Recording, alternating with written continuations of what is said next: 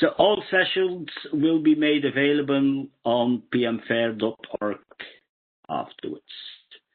As you are all attendees, this means that your camera is not active, your mic is not active. We ask you when you have questions, put them in the chat. I will monitor the chat, and after the presentation from Kamil, we will go through the questions. But don't hesitate. If there is something and you want my attention, just put it in the chat and I will monitor it. Okay. Of course, when we do something at PMI, officially you get PDUs. And important for you to know, if it's the first session you attend, I don't know, is that the PMI code you see on the top is valid for the entire fair. So you don't have to bring it in for each session you attend. It's one global PDU code for the entire fair. Okay. Don't leave too early, because at the end of the presentation and at the end of the questions and answers, there will be a lucky draw. So someone from you will win a year free membership of the PMI chapter in your country, of course. When you're a Luxembourg chapter member, you win a membership in Luxembourg. Great. So stay on. We do it at the end. So stay in the session until the end. Okay. Some words about, but I think that I will stop sharing. Do you want to save? Okay, I stopped sharing my screen. So, but what can I tell about Kamil? Well, I tried to summarize it a bit, but it's not easy. He's a very busy guy. I will give you the highlights of what I remember, because I know Kamil already for a while. He's working at UCB and as a program manager. And he is involved in the research and development department. And that doesn't surprise me, that he is in research and development, because he's really active in contributing to the community. So he doesn't only does his work, but for example, we see him often giving presentations. He's often at conferences, and I think for already 4 years now, he organizes the Pint of PM. And what it is in the name. This means they come together in a pub, they drink beer, and they talk about project management. If you are interested, they have their own website, visit it, and you can, it's very open. It's in Brussels, in a pub in Brussels. You can just enter and join, and it's very interesting. That is the fun part. Other thing I can tell about Kamil is he's also rewarded. In 2013, he got a reward from the IPMA, well known in the Netherlands, and he was rewarded as Young PM of the Year, which is great, of course. And since some years, he's now in the jury to select the future winners. In 2019, so last year, he also got a reward from PMI. And this year, he was a part of the PMI Future 50. So you see, the topic he chose is really the topic where he is in. There is one last thing I want to add, and then I give the floor to Kamil, is I was at the presentation of Tony Appleby, the CEO of the board of PMI. It was last Monday when we started, and he gave an example about young future project managers, and you can imagine whose name was on the screen. It was Kamil. So what do I have to add more? Nothing, to be honest. So Kamil, go ahead. You are able to share your screen and start. Wow. Enjoy it. Thank you. Thank you so much, Jax. What a kind and very welcoming introduction. I really appreciate all those kind words.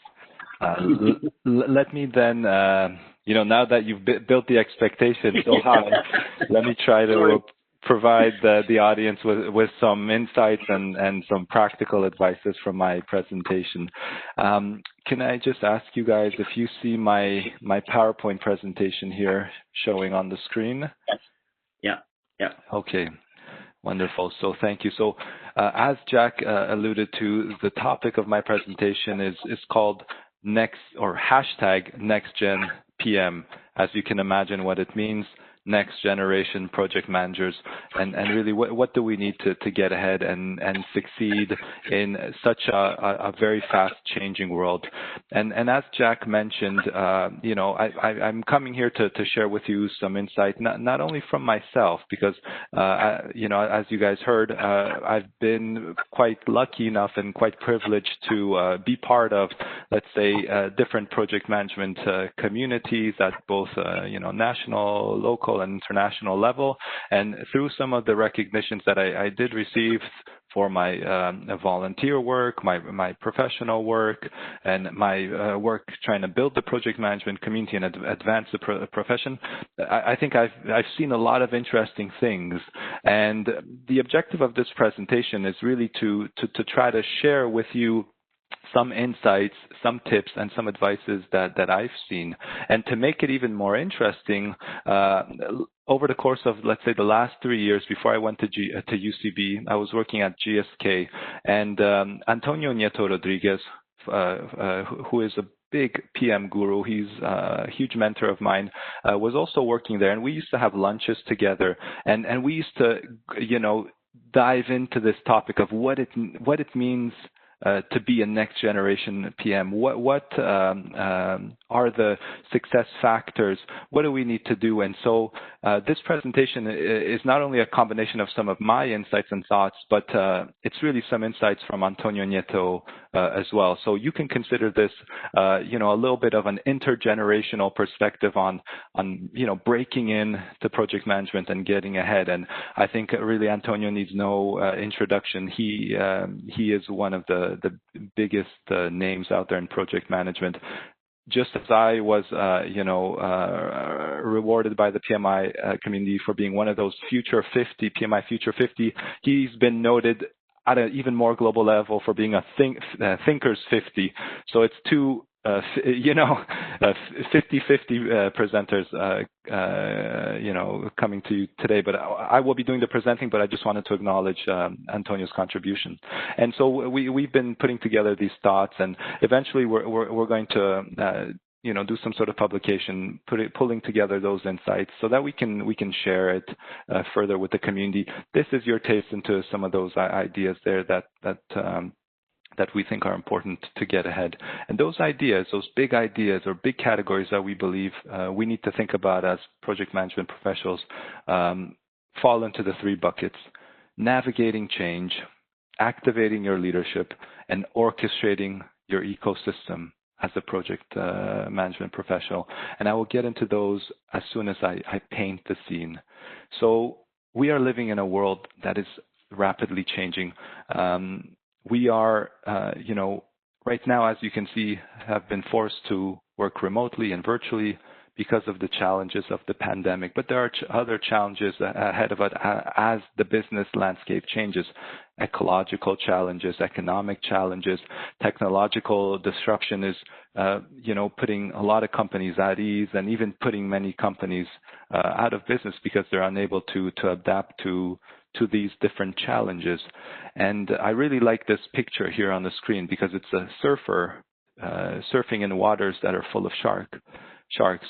And I remember a quote that I read once about, a surfer navigating such turbulent and dangerous water, which said that the fear of not getting to shore was greater for me than the fear of the sharks.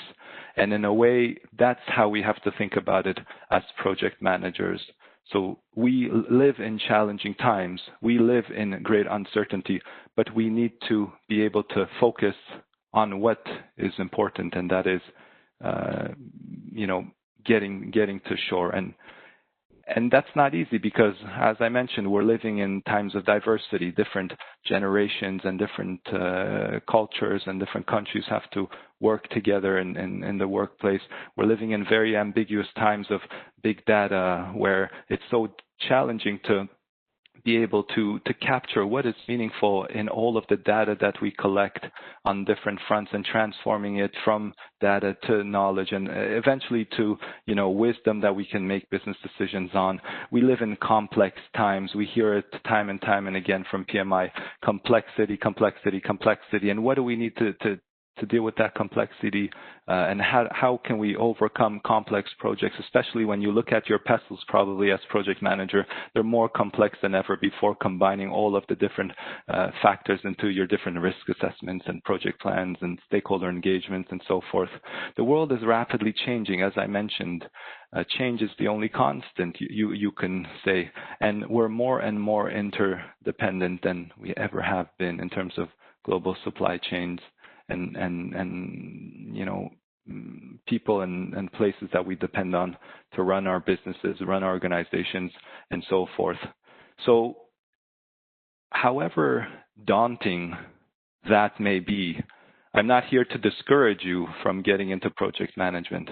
What I'd really like to say is, no matter how unpredictable the environment in which we operate may be, a project manager's or a project management professional responsibility is to deliver projects that will bring benefit to society and generations to come.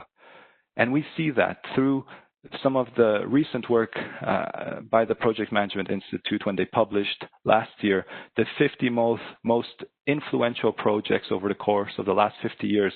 They were so amazing, from the World Wide Web to Apollo 11, to the global eradication of polio, which is something close to my heart, working in the pharmaceutical and biotech sector. But we, as project managers, are the ones who are driving that change. We are the ones who manage and are more comfortable with that uncertainty, with that change. And so how do we navigate change? Well, I think we are the ones who make sense of change. Change is in our DNA. If you look to any of the definitions of projects, programs, or portfolios, they are ways to be able to manage and bring about change at a project level, program level, or a portfolio level. So we should be proud that change defines us in terms of everything I think that we do. And as I said before, there is nothing permanent except change. Change is the only constant, and change alone is really unchanging. As Heraclitus said many years ago. And this is a really interesting quote, which I really like in the publication that I wrote.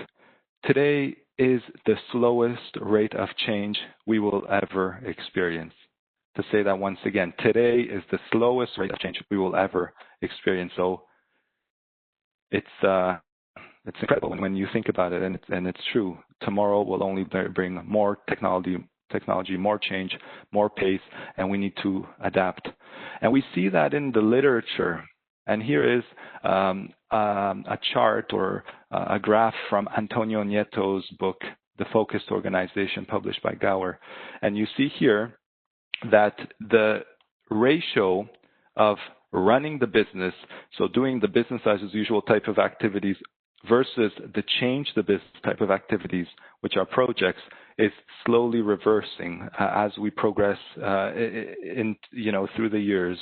And this will only accelerate as automation, artificial intelligence, and all of those factors come into play. So we are living in a world where there will be more turmoil, more change, more uncertainty, and this trend, for example, will definitely continue to increase in terms of more projects. but it's an adventure. An adventure with all its requisite danger and wildness is a deeply spiritual longing written into the soul of man and project managers. Now, we all know what the PMBOK is. We know about the 5 phases, the 10 knowledge areas, the 49 processes. The 7th edition will be coming soon. And traditionally, we've adapted to managing projects more effectively by understanding this PMBOK, by applying the methodologies within it to be able to deliver our projects more efficiently across their scope, across the budget and the time scale. But nowadays, just knowing the methodologies is not enough. And just as the title of the PM Fair tells us, there are some things nowadays that are truly unknown unknowns. There are things that we don't know and that's what we know that we don't know. And those things are really the challenges that a methodology will not be able to help you overcome. Sure, it will help you structure and put a skeleton around what it is that you need to do. But what I'm referring to is that we need to advance more as leaders and as project management professionals with stronger soft skills to get ahead of these changing times. And to hammer that point home, I want to refer to a pulse of the profession diagram. And they actually investigated, and this was way back. This chart is already 7 years old, so it's probably changed since then. But when they interviewed many people across different organizations and enterprises, they discovered that leadership skills were the most important when it came to successfully manage highly complex projects, more important than technical project management skills, so the more methodological elements of the craft. And it was even more important than having the strategic and business management skills. And so this notion of leadership is so important for us as project managers. And so it comes to that second category that we discussed, right? The first one is navigate the change. How do we make sense of what's going on? How do we, think about the end in mind? How do we embark on a journey to be the best version of ourselves as project managers? How do we understand what our strengths and weaknesses are? To the second point, which is how do we activate our leadership? If we do understand that complexity is the name of the game moving forward and into the next generation, how do we become more project leaders than just project managers? And the Project Management Institute emphasizes this since many years now. The Talent Triangle was published, and in the Talent Triangle, there is an axis on leadership. There is an axis on technical project management, and there is an axis on strategic and business management. And in another quote here, it says that 66% of organizations say that leadership skills are not as teachable, but are most important for early success in project management, right? And they say, when we look at, when we do some studies and some research, that the technical skills are primarily process-based. They're easier to teach than other attributes that some project managers possess. So if we understand that the leadership skills and also the soft skills are so important to drive success in project management, but they're so difficult to acquire, then many organizations are probably facing this dilemma of how do we beef up project leadership skills in our project management base? Especially considering that, when you look at some of the HR facts and figures that I've come across on the internet, even HR departments are struggling. They say that there's a very evident challenge here. 93% of HR managers surveys say that technical skills, again, are easier to teach than soft skills. And it's it's those soft skills that are less tangible, that are harder to quantify, measure, and eventually teach. But it's the combination, right? Like coming back to the talent triangle, technical, leadership, and business and acumen that are important to strike the balance, right? And just to put that into perspective as well, this is a quote I found from the former U.S. Secretary of Education, Richard Riley. They say, the top 10 in-demand jobs in the future don't exist today. We are currently preparing students for jobs that don't yet exist, using technologies that haven't yet been invented in order to solve problems we don't even know that are problems yet. So in addition to these leadership skills, there are evident challenges to beef up our education system and what are the important things to teach to be able to really adapt and be successful in the next generation. And to even put that in more of a challenge, here is an article that I found from Gardner from March of last year. And Gardner says that 80% of today's project management tasks will be eliminated by 2030 as an artificial intelligence takes over. So the more repetitive and the more administrative tasks, such as data collection, tracking, reporting, etc., things that a lot of project managers seek comfort in because we've mastered those. It's easy to do. We have the tools and methods to do so, and we can find comfort in that. But those are actually the tasks that we need to see how we can, let's say, move away from, because it's the leadership and it's the soft skills and it's the business acumen and strategic side that I think are going to be more and more important as we move forward into the next generation. And here we have another interesting list of skills that the World Economic Forum highlighted as the top 10 skills for the workforce of 2020, so of this year. Those skills are complex problem solving, critical thinking, creativity, people management, coordinating with others, emotional intelligence, judgment and decision making, service orientation, negotiation, and cognitive flexibility. As you can see, those skills align so much more strongly with the leadership access, the strategic and business acumen access, and very much less so on more the technical part.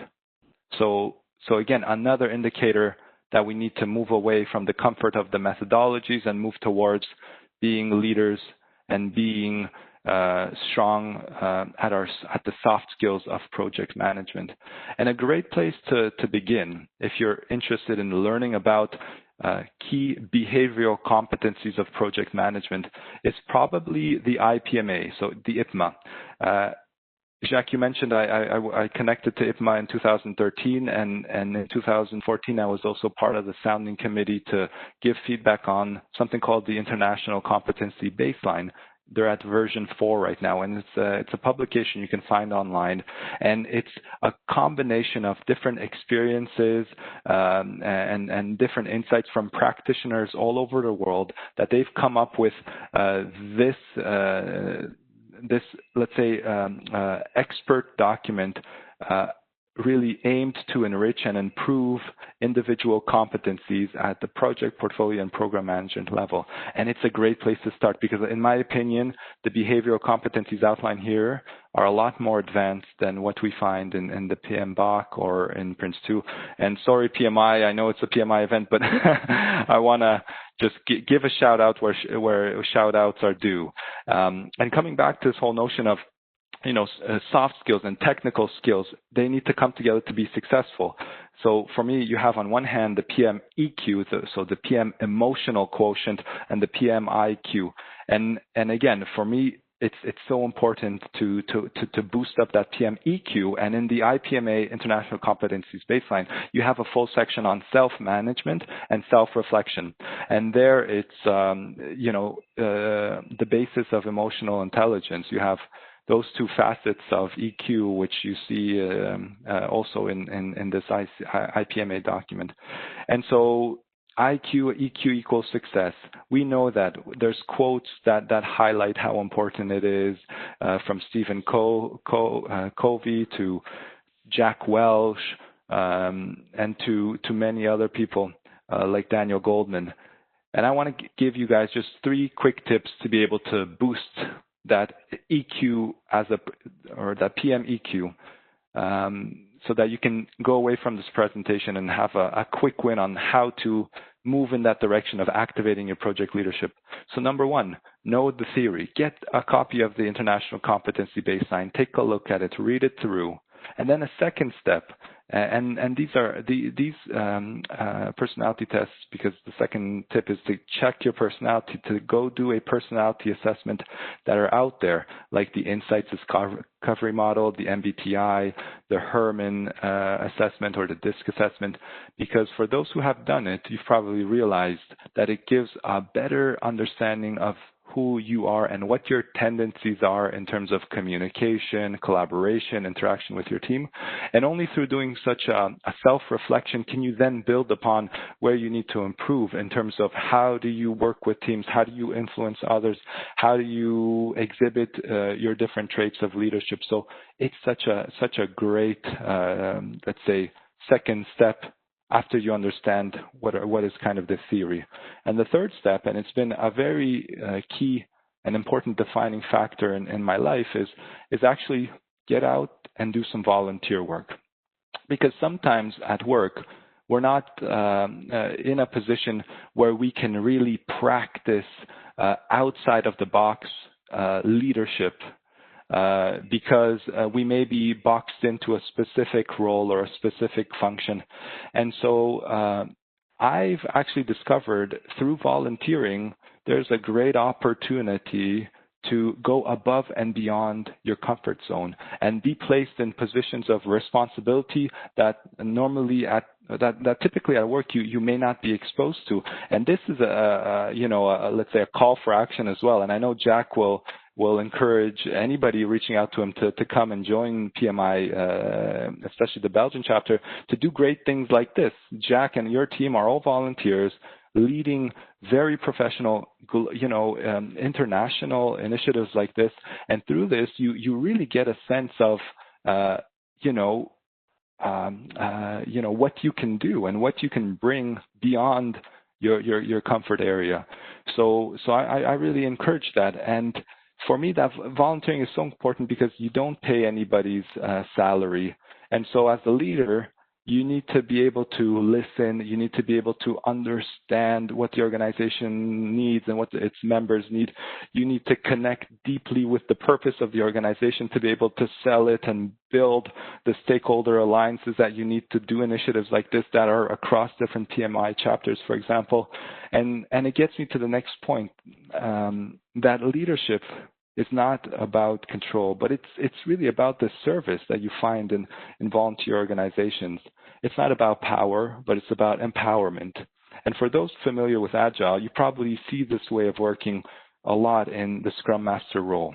And I've had the opportunity to do some Agile projects over the course of the last few years, and I have to say I really admired it, because being a Scrum Master, you can really put into practice this notion of service leadership, which reminded me a lot about my volunteering days, where I was able to serve the team, provide a holistic approach, build a community, and also empower others to make decision making and be organized and accountable through their own work. So for those who haven't yet done an Agile project, I really encourage you guys to try.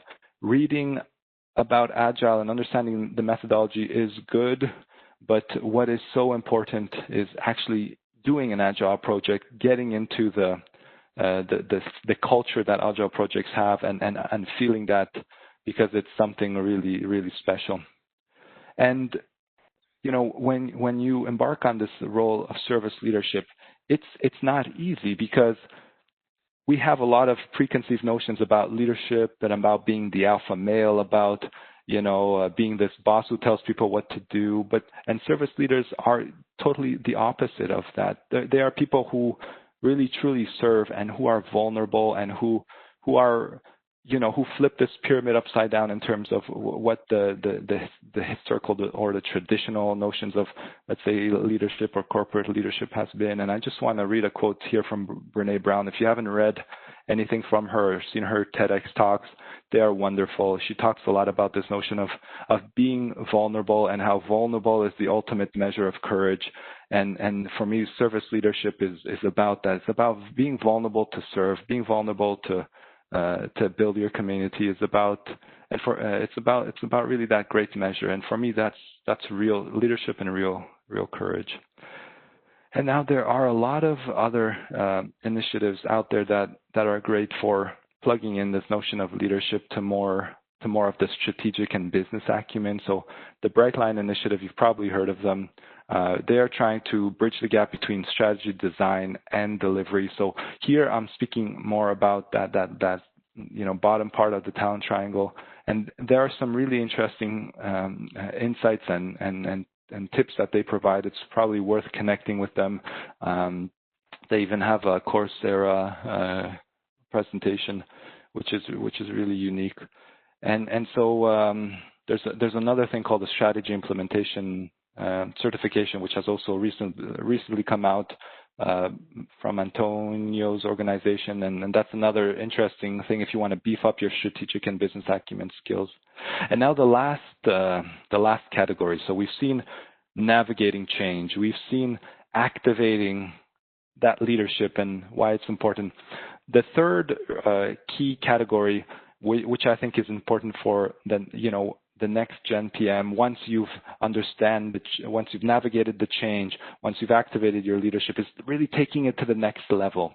And it's about orchestrating your ecosystem. So understanding some broader concepts like culture and leveraging some of the cross-functionality of our role to really play a bigger part in not only delivering products and services, but enabling broader organizational change.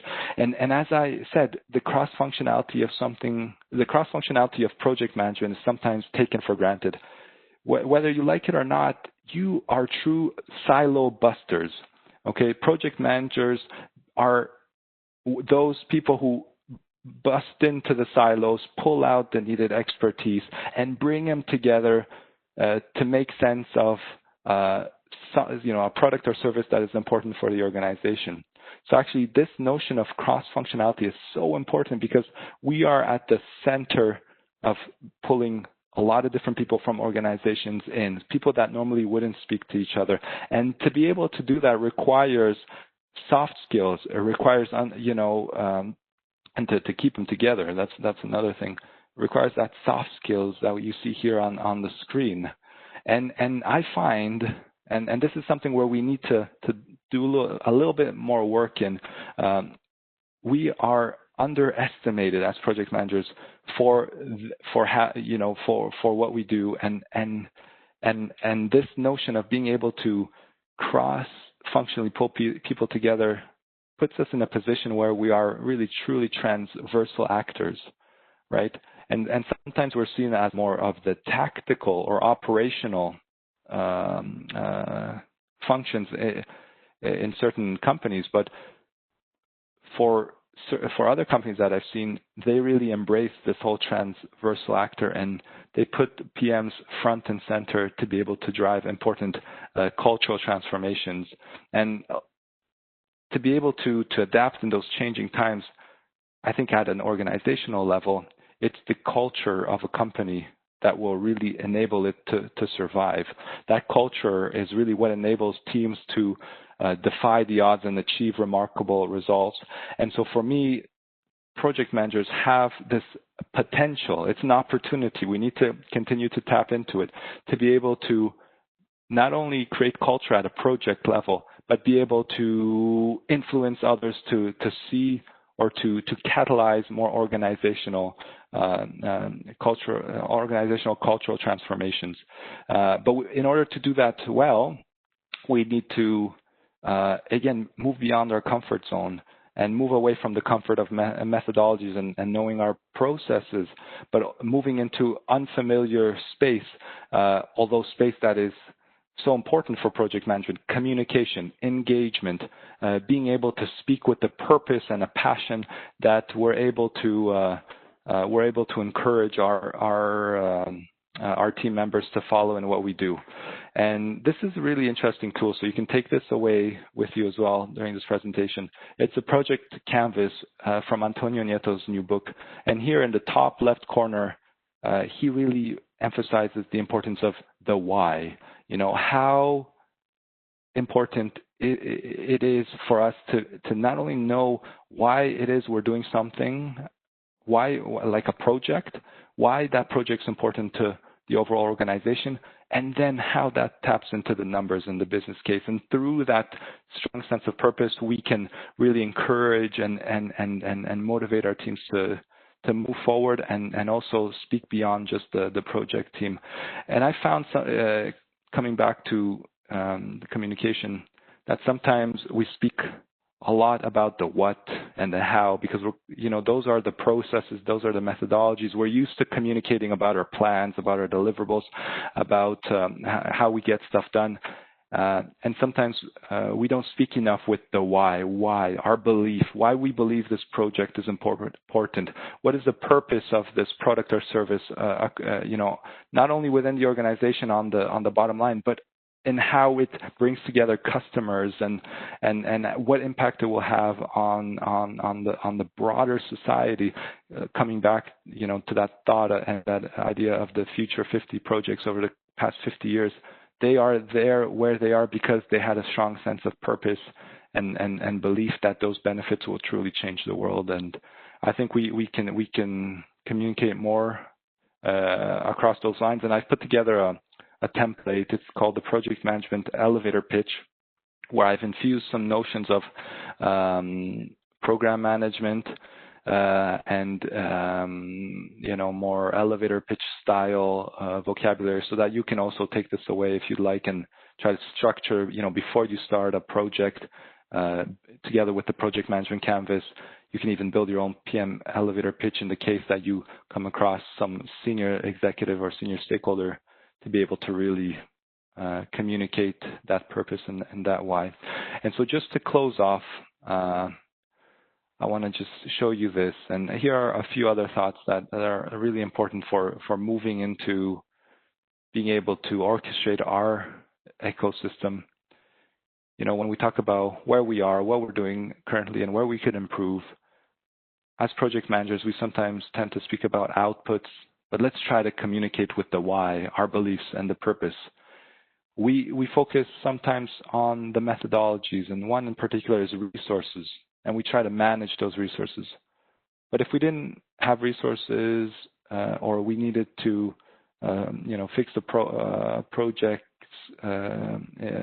course correct, we need to inspire resourcewulness, which is something I didn't get into, but it's another key competence from the IPMA ICB. Sometimes when we look at escalating issues, I think we need to also move into the soft notion of being able to facilitate conflicts and drive those resolutions. We need to move from monitoring and control to serving and empowering, from having a high PMIQ to a high PM EQ and strong emotional intelligence, from tactical execution to being that strategic connector across the organization, and from operational to a true cultural enabler, as we saw, given our cross-functional and transversal role. So on that note, I'd like to end. I'm really just like to thank you guys for listening and staying on the line. I know it's not easy sometimes in a virtual environment. I'm here for the next few minutes for questions, so really happy to take any questions you may have, and I'm happy to connect on LinkedIn, so please shoot me over an invite if you would like to know more. Good. Kamil, I gathered some questions, and I'll start with one question from Saskia, and she said, if the PM of tomorrow needs to focus on leadership skills, or as Tony put it, power skills. Do you think PMI should put a greater emphasis on these rather than an equal balance in the talent triangle when collecting PDUs, for example? It's a very good question, Saskia. I agree. I think the emphasis should be more on leadership and the strategic and business acumen. Like I mentioned in the presentation, those repetitive tasks, those administrative tasks, will be eaten up by AI and automation. And those, for me, are more across the axis of the technical skills, which indeed we sometimes focus so much. But that's also a question for the PMI Belgian chapter and all the chapters participating in this PM Fair is how do we make events like this more focused on leadership when we know the challenges of teaching leadership. You can't just teach leadership. You need to, build it into more practical exercises and maybe mentorship and coaching.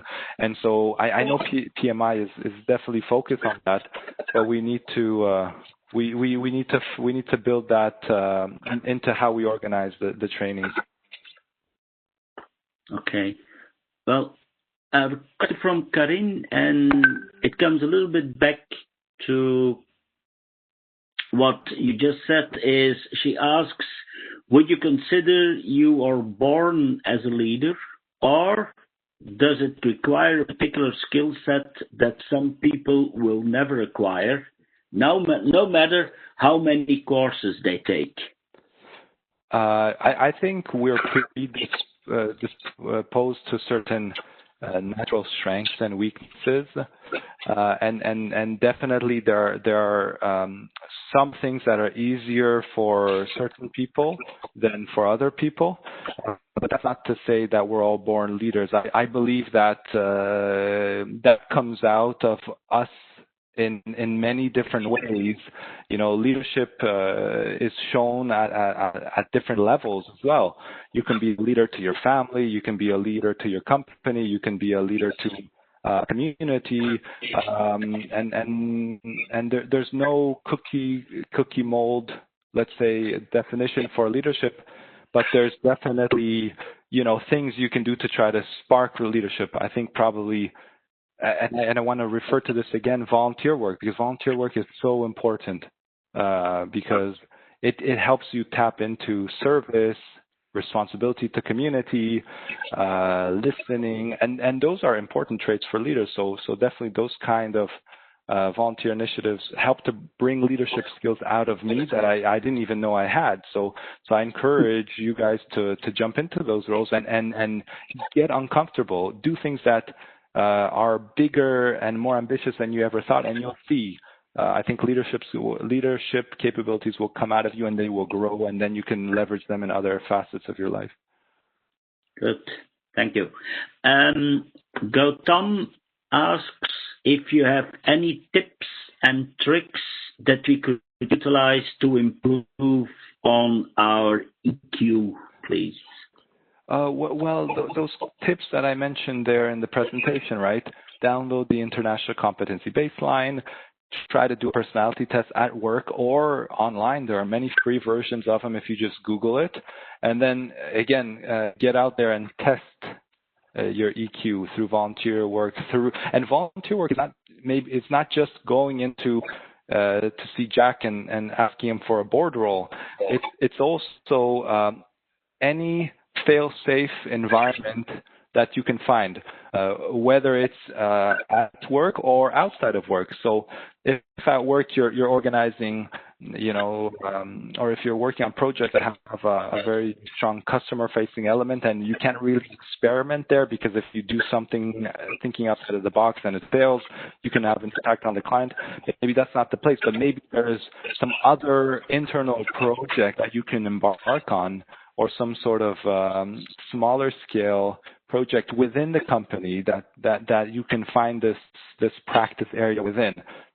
Organizing a conference, organizing a networking event, whatever that may be. It's volunteer organizations have this notion of fail-safe to them, which is important. Yeah. Good. Another one from Tariq.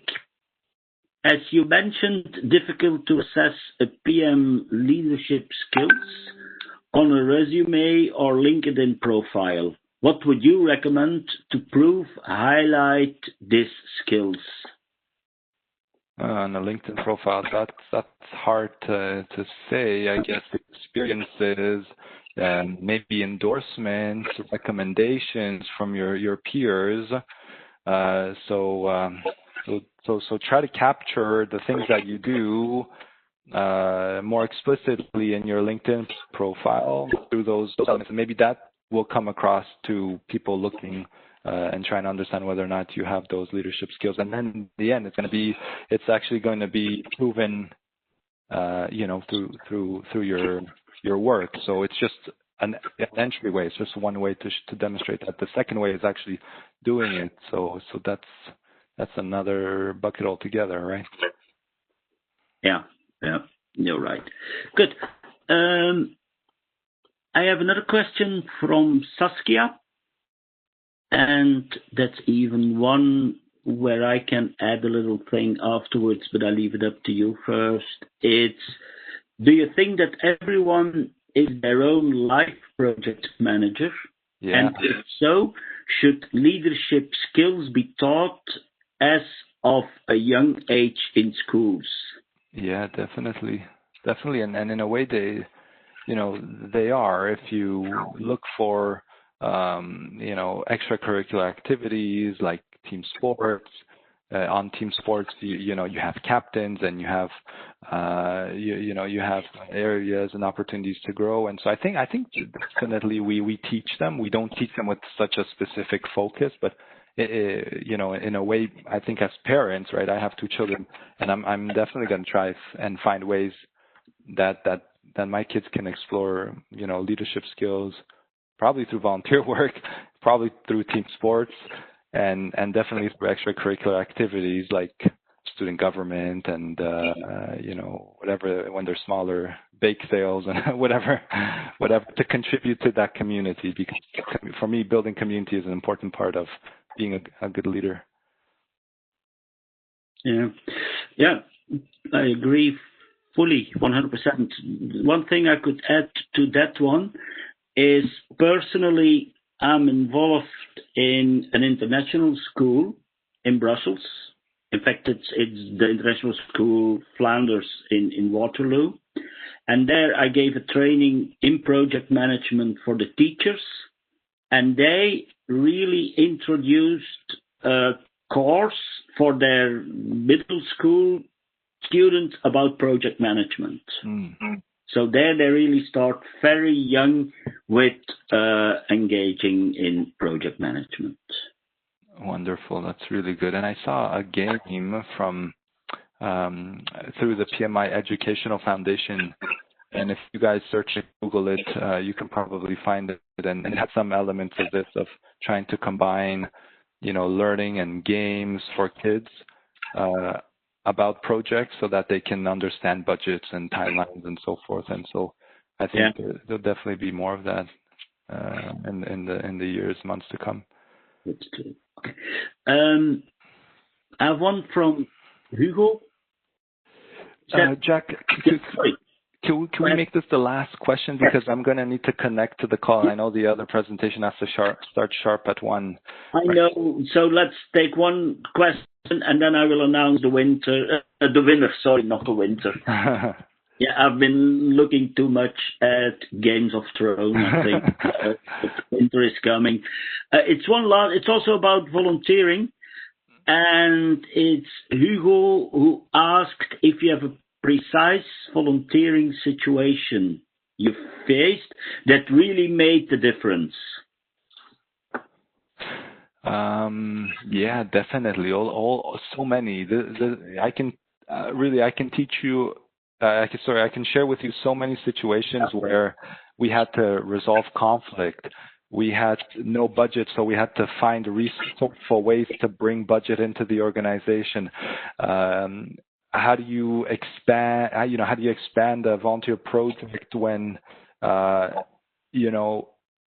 there's again, no budget, and you need to build stakeholders. There's so many. I think that's probably worth another presentation. But trust me, jump into it and you will learn so much. I agree.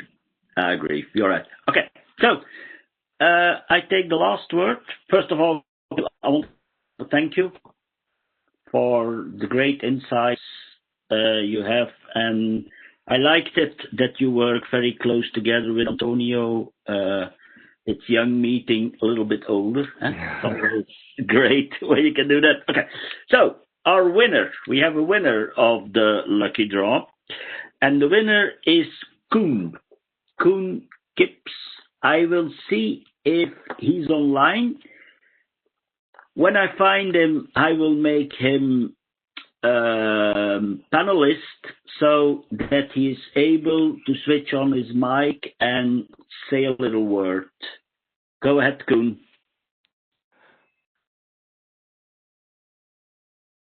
I see him, that he's panelist, but I don't hear him. His mic. Can you hear me now? Yes, great. Okay, sorry, I was still muted on my headset. No problem. Okay, first of all, Jacques, thank you to you and your entire team for organizing this virtual PMI fair. It's very appreciated. And this again proves that the pandemic cannot withhold us from sharing experiences to develop our skills and to bring us together as project leaders after what Kamil explained. And it's very appreciated, and many thanks for offering me a year of free membership to the PMI chapter. That's very appreciated and valuable to me. Pleasure. And then Kamil, thank you for the very inspiring presentation. Thank you so much, Kips. Koen. Sorry, Koen. Yes. No problem. I know it can be confusing. All right. Guys, I need to run to another meeting, so I have to do the same. So thank you so much, guys. Going to the next presentation. Thank you again, Jacques. Talk to you. Thank Bye. you, Jacques. Bye-bye. Bye, Kamil. So I will end the event so that those who want to join the event of 1 o'clock can do it without any problem. Thank you all. See you next time. Bye.